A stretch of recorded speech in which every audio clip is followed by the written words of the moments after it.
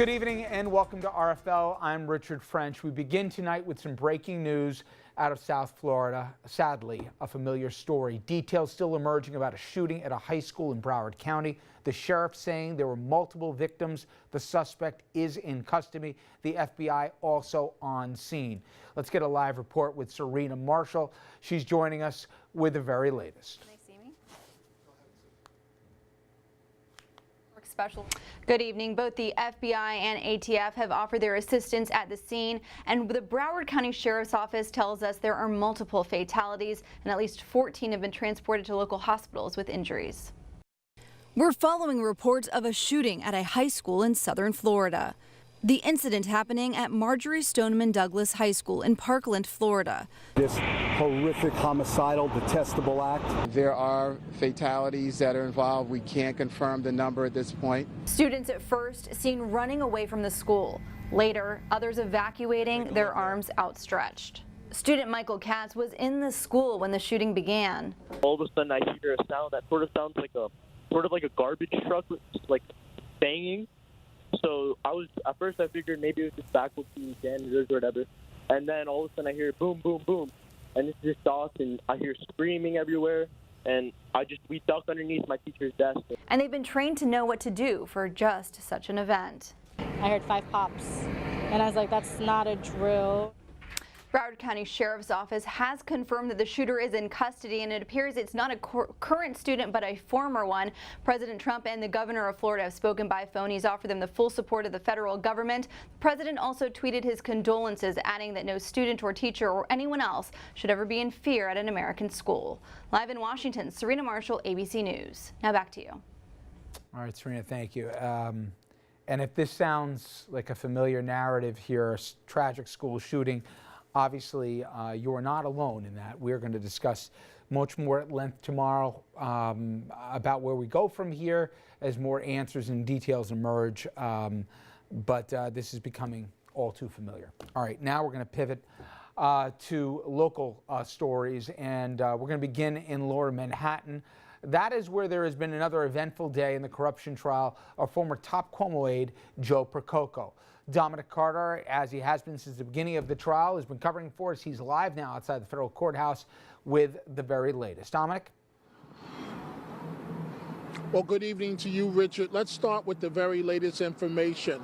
The lead prosecutor in this case just announced a couple of minutes ago that she will wrap up this case, the prosecution side, as early as Tuesday.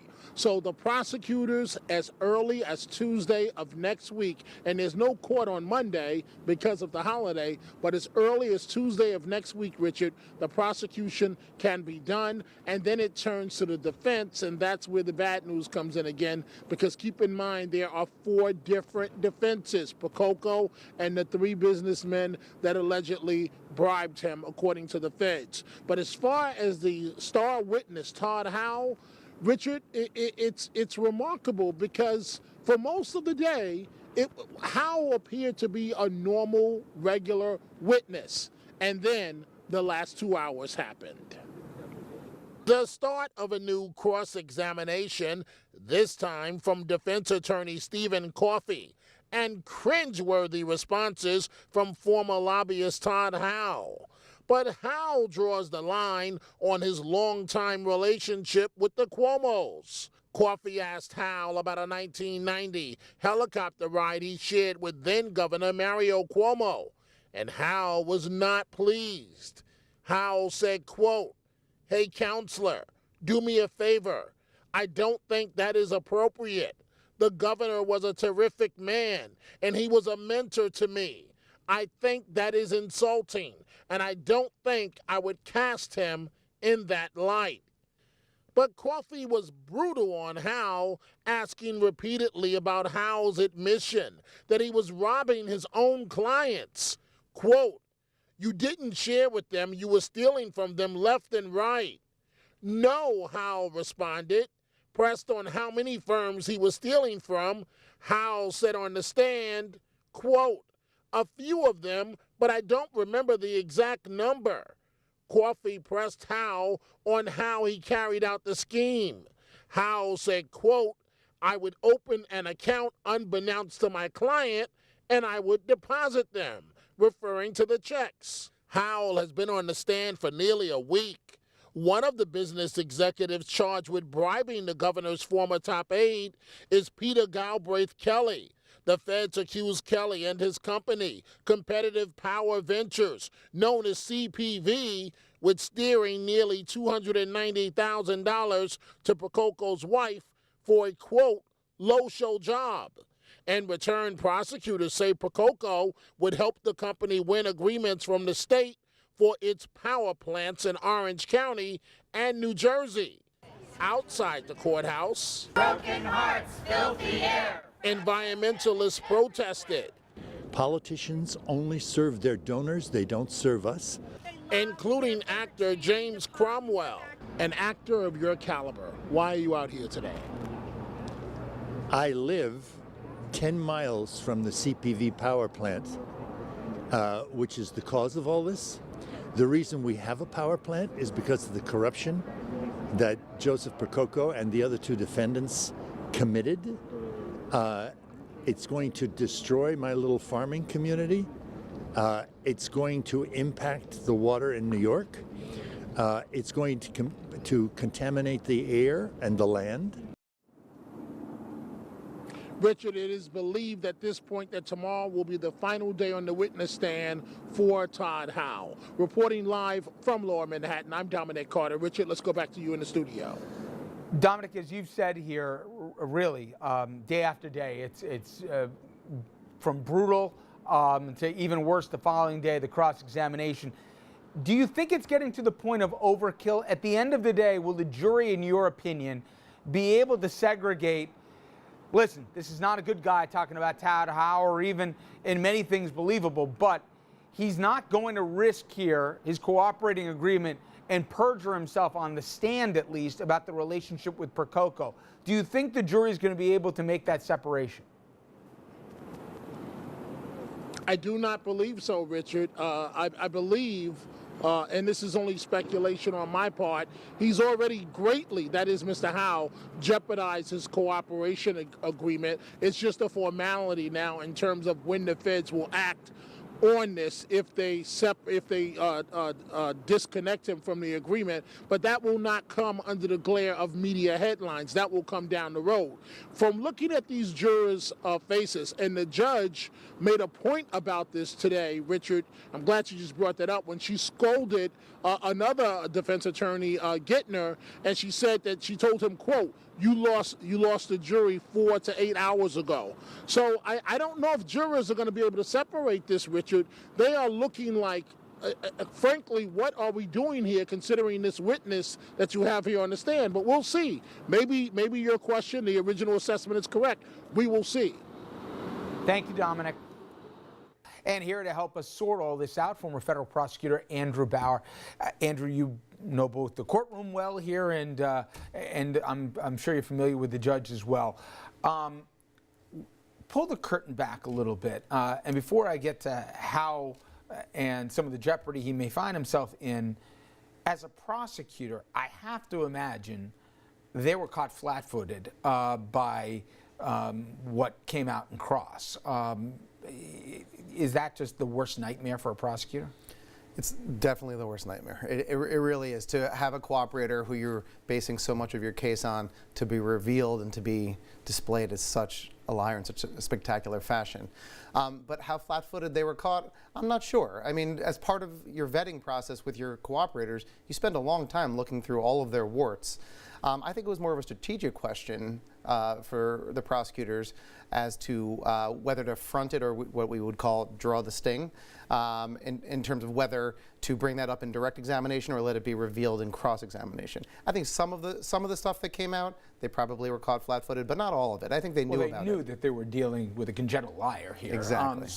But to that end, this is by definition Monday morning or Wednesday evening quarterbacking here, but you knew you had a flawed witness.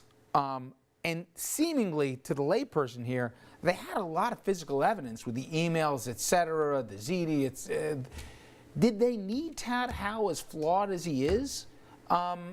I'm sure that's the debate that they wrestled with in the beginning, but they even presented that this is not a good guy here. You don't have to like this guy, but he certainly put Percoco in the room. But did they need him that bad, given what's transpired?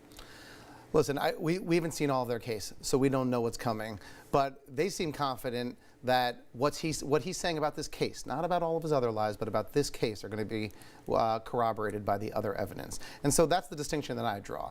All of the lies in his past, all of the lies about the Amex bill that he's disputing, and all the emails that he doctored, those are all things that happened before he took the witness stand. In terms of what he said since he's been on the witness stand, as far as I know, he hasn't been exposed to have lied or testified falsely, and the government seems confident that they're going to be able to corroborate what he said. Obviously, this is a subjective question, but historically, do you find that jurors can make that separation, or do they just look at how the prosecution laid out that he was the star witness? They clearly, made a devil's bargain, if you will, here in a cooperating witness agreement with the guy. Do they say, I can't trust anything this guy says? Can I really divine between testimony here and how he's conducted basically the entirety of his life? In my experience is that a lot of this type of cross-examination, this day after day cross-examination, they're diminishing returns. And at some point, the jury, who might have been open to the idea of throwing his testimony out, is now going to say, enough already.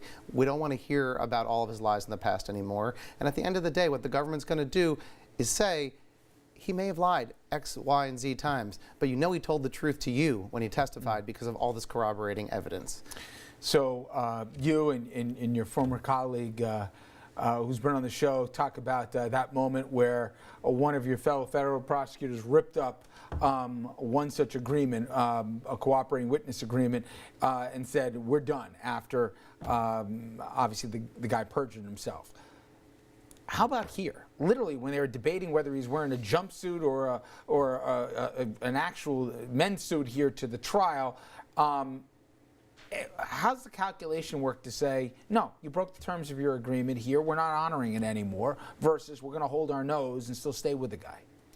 So I think it depends on how egregious the violation of the cooperation agreement is. A cooperation agreement is a contract. It's between the government and the cooperator, and if you abide by the terms of the agreement, you, the cooperator, are going to get a letter at sentencing arguing for leniency.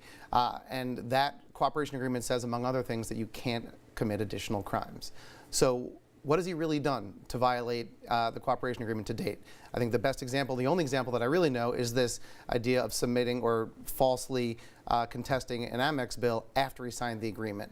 It's not clear right now whether he's actually committed a crime or not. So right now, it's not clear whether he's violated his cooperation agreement. The example you speak of, that's when somebody had been revealed as a perjurer on the witness stand, and that's obviously a term of your agreement that you can't do. So right now, it's murky as to whether he has actually violated his agreement. So it wouldn't be appropriate at this point to rip up his agreement. That decision will be made later after they have an opportunity to investigate the Amex episode. Finally, though, there must have been moments where you close the door, right, and you look at your other fellow prosecutors, and I'm sure your ultimate boss, and there's either second guessing, recriminations, when you got a witness that you knew was sketchy to begin with, but it was a calculated gamble, and then it blows up, at least as we saw on the first day across. It's absolutely right. I mean, you want somebody who's going to provide the narrative. You want somebody who is in the room, but at what cost? I personally have had a cooperator who lied on the witness stand, was exposed at doing it just on a small piece. In my case, it was a murder case. He testified about the murder truthfully, but on a small other instance, he lied to protect a friend. And we closed that door at the end of that testimony, and we just were so frustrated. And we thought we'd lost the case. Now, but having then taken a moment and taken a beat, we had so much other evidence. We were able to corroborate what he said about the murder, about other things, and it worked out fine. But yes, when you close the door, you think your head is spinning. You put so much time into this case, and it feels like it's going down in flames. Well, as you said, still early here and more case to come. Thank you so much, Andrew. I appreciate it. Thanks for having me. Coming up next, our panel of attorneys join us to talk about the top legal stories of the day. We're also going to start with Stormy Daniels, one of Donald Trump's longtime attorneys. He just admitted he paid the porn star $130,000 out of his own money, out of the goodness of his heart. But the question is, can she now speak up? We'll get into that after this.